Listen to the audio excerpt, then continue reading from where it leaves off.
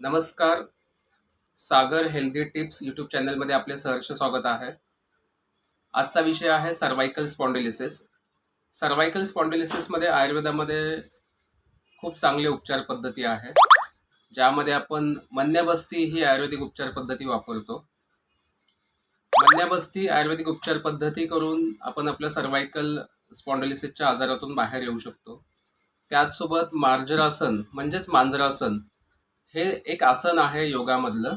हे आसन सुद्धा आपण करून सर्वायकल स्पॉन्डिलिसिस मधून बाहेर येऊ शकतो. दैनंदिन लाईफस्टाईलमध्ये आपण जर मार्जरासनचं नित्यनियमित आसन जर आपण केले सकाळी आणि संध्याकाळी, तर नक्कीच तुम्ही सर्वायकल स्पॉन्डिलिसिस मधून बरे व्हाल. त्याचसोबत माझी आपल्याला विनंती आहे की मार्जरासन करता करता तुम्ही साधारणतः 15 ते 20 दिवसांचं मन्यबस्तीचे उपचार पद्धती करून घेणे आवश्यक आहे.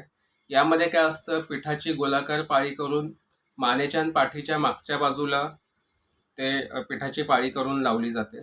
यामध्ये बला अश्वगंधादी तेल जिरवण्याचा आपण प्रयत्न करतो. हलके गरम जसे पेशंटला सहन होईल त्या पद्धतीमध्ये ते तेल गरम करून पिठाच्या गोलाकार पाळीमध्ये ते सोडलं जातं, जेणेकरून ते तेल पाठीच्या स्किनमधून ऑब्झर्व होऊन आतमध्ये जाऊन त्याचे जे काही औषधी गुणधर्म आहेत ते खूप छान पद्धतीने काम करतं.